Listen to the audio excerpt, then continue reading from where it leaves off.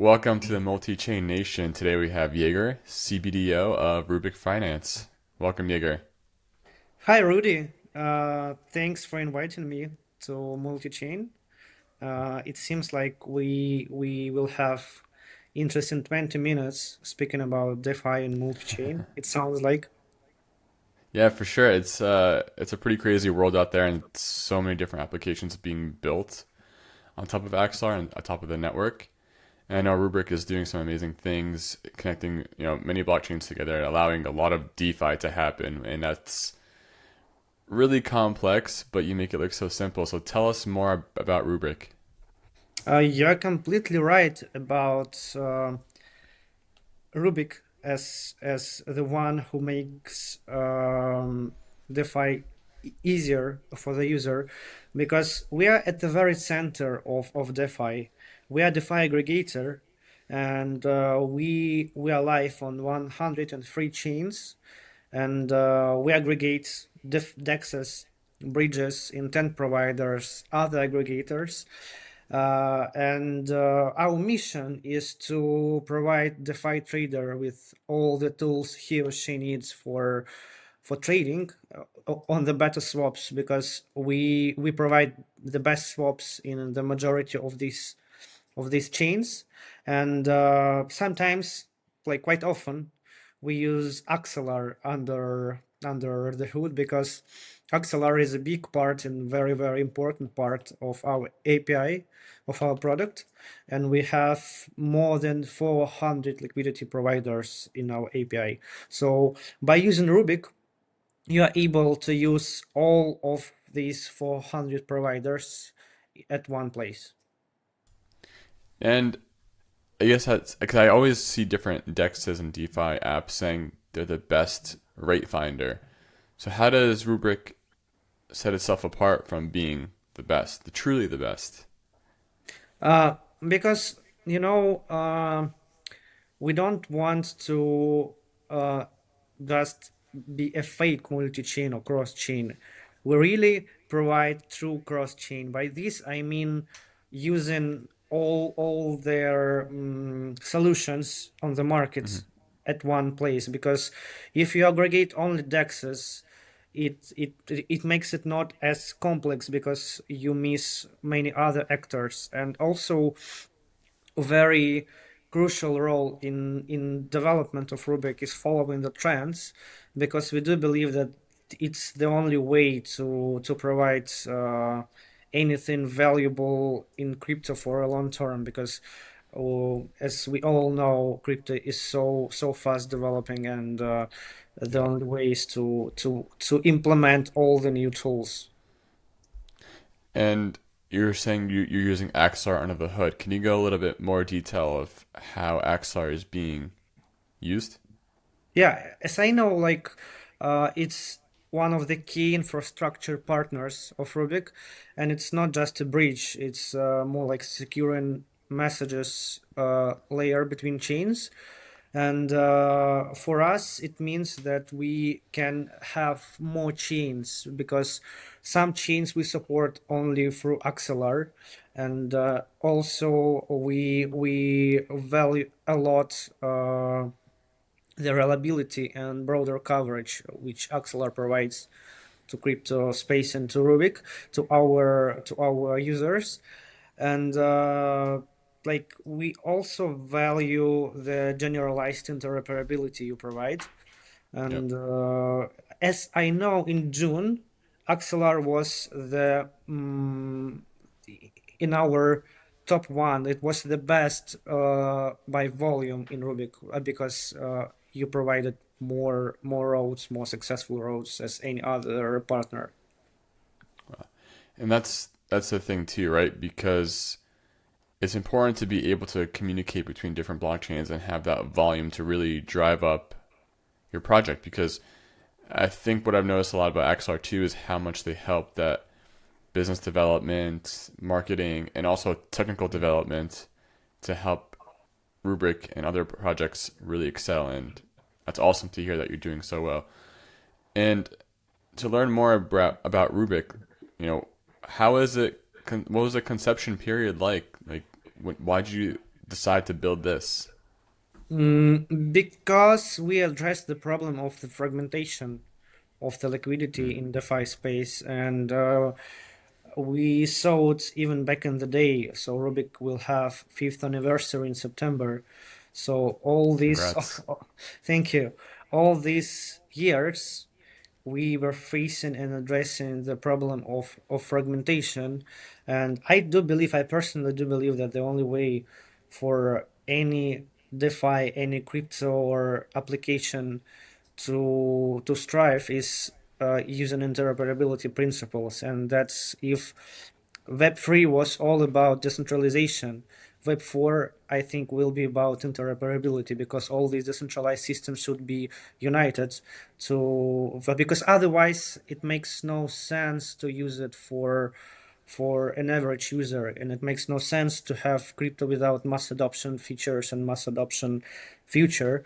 So I do believe that Rubik helps with interoperability, and in, it will be in the center of DeFi because we have, I think, one of the biggest network in DeFi space because we are very useful for everyone, like for users and for all the depths in DeFi space, because everywhere where you have liquidity, where you have users, you should be able to provide them with the tools to use all the crypto, all the chains, and that's how it works for us, and that's where we see the future of the product.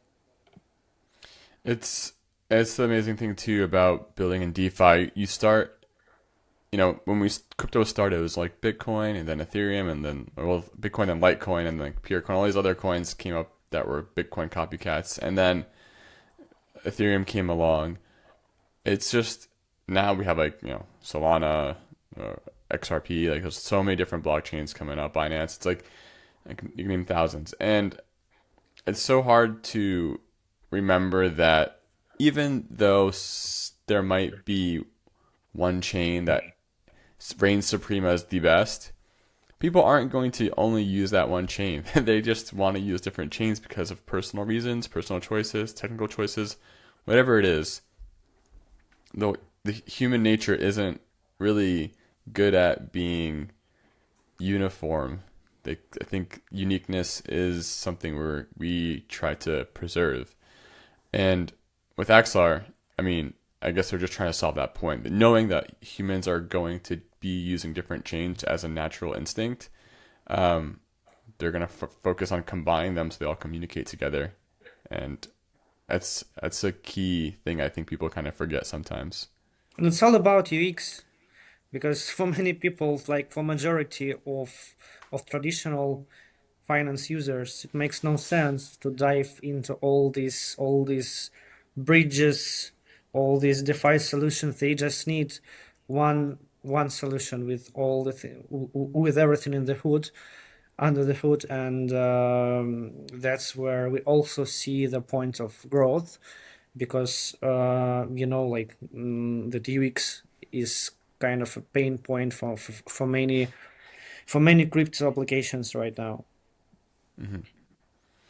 And as you were implementing Axelar and like developing Rubric, what was that experience like technically speaking, developing with Axelar? It was very smooth. It was delivered on a very high level, and mostly because of your technical team support, because it was very easy to navigate through all the obstacles which usually comes with any integrations. But your technical team helped us a lot in resolving any problems we had. Nice. And now that you're building and you have Rubric, so what's the current status of Rubric? The current status is that we have 450K users. Wow. We continue developing the product, so we have a few features coming up, for example, gasless. We also updated our Solana roads a few weeks ago, and now we are most likely the best aggregator on Solana, and now we see a high potential into growing into Solana ecosystem. I also think, like my personal opinion, that we will grow into Sui ecosystem, Aptos, and also Cosmos ecosystem because I see high potential into developing DeFi solutions in these chains. And from their industrial point of view, I think that the highest potential is into TradeFi space and into RWA space, and I'm still researching and finding the product solution and the, let's say, legal and Hmm. business development solution into how to integrate into traditional finance. So I think it's for me it's the highest priority for me as the one who's responsible for development and research. It's the highest potential for the upcoming months. So I do believe in the future of TradeFi, and I do believe that all these new banks and traditional finance applications, they're moving forward with to DeFi space, and I see the convergence and intersection between DeFi and neobanks, and yeah. And how do you think? What about the Axelar point of view on TradeFi? Because I usually asking it now for any in any conversation I have with my partners. Yeah, I mean, I guess my personal take on Axelar and working with like traditional finance or TradFi or any DeFi, a similar goal. It's really about connecting the institutions, connecting the people, allowing that communication to happen seamlessly. Like your point too, TradFi, they were definitely very hesitant in terms of even touching crypto. Like just having like ETFs were very hard. But now that that bridge has been built and the ice has been broken, like we are, I think, on a straight path right into really tokenizing finance for everybody. Before it was just tokenized finance for tech people or like people who understood crypto and like digital, uh, more digital people. And now that I speak to people I used to speak to people on about crypto, they'd always say, "Oh, why do I need it?" Like, well, it doesn't make sense if you're living in America where like you have different applications that you can transfer money between people without any problems and for free. And most of like Western civilization where you can move money relatively easy. Um, but now that we're seeing that more of an issue in terms of moving money between different countries, different friends, families. So if you're an international person, a nomadic person who's also a digital person, for me and you to change money for free or easily is pretty hard. We have to actually Mm. like go to a bank and pay a fee and this and that. Wait a few days. I'm like, I know Yegor. I just want to send him $10 just so I can help out with Rubic, or I just want to he can buy my beer when I visited him in Sicily, like something. So like that would be nice, but that didn't happen until we have crypto. And yeah, now that we're really seeing the use cases and benefits, I think tokenizing stocks, tokenizing institutional assets that's going to be accessible to anyone in the world, the gears are starting to really turn in people's heads. And it also Yeah. comes with the freedom. I do believe that it's the only way for any government or any bank to develop in the future is to give more freedom to the users because like the world is changing, and all Yeah. these institutions like governments or banks, they were invented hundreds of years ago and they didn't change a lot, and now it's the time to change because otherwise someone will change and someone will just get your piece of a pie, and that's it. Yeah, and that's the thing. People forget how powerful humans are. The power of the people. I mean, you can have these big institutions and governments controlling, but people can make their own choices and decide what they want to use. And if there's enough people doing it, you can't stop it. I mean, even though we have governments, the government is made up of people, so it's definitely changeable. Yeah. And now that Rubric is in a good good place. You have 450K users. It's active in mainnet, right? And what's next for your project? As I told you, I think I hope TradeFi integration and RWA integration. But we have a goal to add new chain every 2 weeks. So That's a good sprint. yeah, and also to improve the rates in growing ecosystems like Aptos, Sui, Cosmos, and also other upcoming blockchains which are useful for DeFi. Also, it's the only way for us to generate more users and to make users happy is to develop the product because, for example, like crypto is so fast, and if we or you stop developing our products, we would be useless You in a can't. few months. Yeah. That's really intense. How do you like take a break? Do you take breaks? Yeah, I take breaks. Usually, like to be honest, I'm thinking about my work sometimes 24/7. Sometimes I have dreams about work, but as many people who work with some high high intensity stuff and how qualified Yeah. stuff, for many people it makes no sense to work more than 5 or 6 hours a day because otherwise it's just useless. So yeah, I think and also the balance is very important. Yeah, I totally believe that. I think people, just because someone works more hours, I don't necessarily believe that's better or Nah, you're doing nah, more work. If nah, you work it's five, six useless. hours, yeah, you have to. If you work 5, 6 hours dedicated, you can get a lot done really fast, but you have to stop. Otherwise, you get burnt out pretty quickly. That's all these stereotypes and all this bias came from the industrial revolution in 19th Hmm. century. But as you see, it makes no sense with all these AI tools and crypto startups tools because we are not on the manufacturing. So that's how it is. Yep.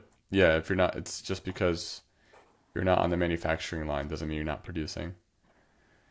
Yeah. For anyone who is looking to first get into Rubik, how can they get involved? Where can they find you? Rubic.finance. That's it. That's the place to be. Rubic.finance, and yeah, it looks like everything is pretty simple to use. You just launch the dApp, connect, and get going. Yeah, and we constantly continue on adding more wallets.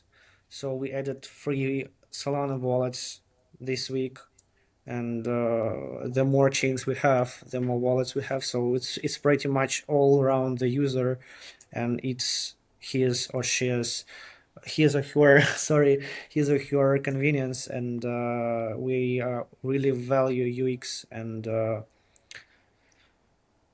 yeah. Well, thank you so much, Yegor. I mean, it's exciting to see that you really are working on developing, the best aggregator. It's awesome to hear that Axelar has helped implement and actually bring your vision to life, and I'm excited to continue seeing Rubric grow. Thank you for inviting me, and thank you for such a good product to use. And hopefully, we'll have more volume in the foreseeable future, and it will be like this many years. Awesome. Thank you so much. Yeah, I wish you a good day. Bye.